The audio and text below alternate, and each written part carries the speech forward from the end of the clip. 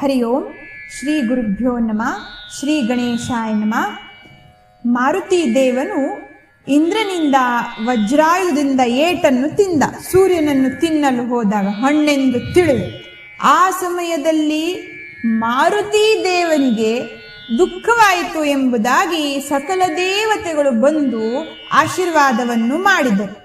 ಅದರ ಫಲವಾಗಿ ಮಾರುತಿ ದೇವನಿಗೆ ಸರ್ವ ರಕ್ಷಣೆಯ ಕವಚಗಳು ಸಿಕ್ಕದು, ಶಕ್ತಿಯೂ ಕೂಡ ಬಂತು. ಇದರಿಂದ ಚಿಕ್ಕ ಪುಟ್ಟ ಬಾಲ ಅದು ಹೋಗಿ ಆ ಕಾಡಿನಲ್ಲಿರತಕ್ಕಂತಹ ಋಷಿ ಮುನಿಗಳಿಗೆ ಪ್ರಾಣಿಗಳಿಗೆ ಹಿಂಸೆಯನ್ನಿಡಲಿಕ್ಕೆ ಪ್ರಯತ್ನವನ್ನು ಮಾಡುತ್ತಾನೆ. ಆ ಸಂದರ್ಭದಲ್ಲಿ ಮಾರುತಿಗೆ ಋಷಿಯೊಬ್ಬರು, ನಿನಗೆ ಸಿಕ್ಕಿರತಕ್ಕಂಥ ವಿದ್ಯೆ ಶಕ್ತಿಯೆಲ್ಲವೂ ಮುಂದೆ ಸಮಯ ಬಂದಾಗ ಜ್ಞಾಪಕವಾಗಲಿ, ಅಲ್ಲಿವರೆಗೂ ಮರೆತು ಹೋಗಲಿ ಎಂಬುದಾಗಿ ಶಾಪವನ್ನು ಕೊಡುತ್ತಾರೆ. ಇದರಿಂದ ಮಾರುತಿಗೆ ಎಲ್ಲವೂ ಮರೆತು ಹೋಯಿತು, ಎಲ್ಲ ಸಿಕ್ಕಿರತಕ್ಕಂಥ ಶಕ್ತಿಗಳು ಮರೆತು ಹೋಯಿತು.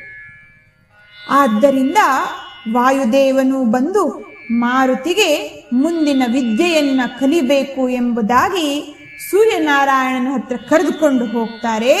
ಇತ್ತ ಕೇಸರಿಯನ್ನ ಮತ್ತು ಅಂಜನಾದೇವಿಗೆ ತಿಳಿಸಿ ಸೂರ್ಯನ ಬಳಿ ಕರ್ಕೊಂಡು ಹೋಗ್ತಾರೆ. ಸೂರ್ಯನಾರಾಯಣನು ಒಂದೇ ಜಾಗದಲ್ಲಿ ಕೂತು ಮಗುವಿಗೆ ವಿದ್ಯೆ ಕಲಿಸ್ಲಿಕ್ಕೆ ಸಾಧ್ಯವಿಲ್ಲ. ಸೂರ್ಯನು ಒಂದು ಬದಿ ಇದ್ದರೆ ಈ ಭೂಮಿಯ ಪರಿಸ್ಥಿತಿಗಳೆಲ್ಲ ಅಸ್ತವ್ಯಸ್ತಗೊಳ್ತವೆ.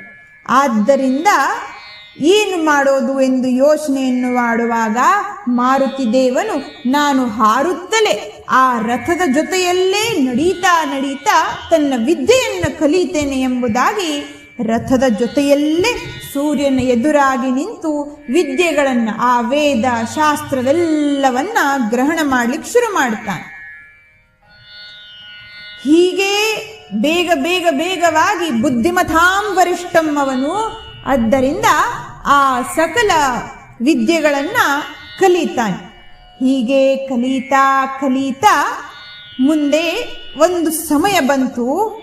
ಆ ಸಮಯದಲ್ಲಿ ಈಗ ವಿದ್ಯೆಯನ್ನ ಕಲಿಸಬೇಕು ಎಂದರೆ, ಉಳಿದಿರತಕ್ಕಂಥ ವಿದ್ಯೆಗಳು ಕಲಿಸಬೇಕೆಂದರೆ ಮಾರುತಿಯು ಬ್ರಹ್ಮಚಾರಿಯಾಗಿರ್ಲಿಕ್ಕೆ ಸಾಧ್ಯವಿಲ್ಲ. ಈಗೇನು ಮಾಡೋಣ? ಈ ವಿಚಾರದಲ್ಲಿ ಸೂರ್ಯನಾರಾಯಣನು ಯೋಚನೆಯನ್ನು ಮಾಡ್ತಾನೆ. ಇದನ್ನ ಮುಂದಿನ ಭಾಗದಲ್ಲಿ ಹೇಳ್ತೇನೆ.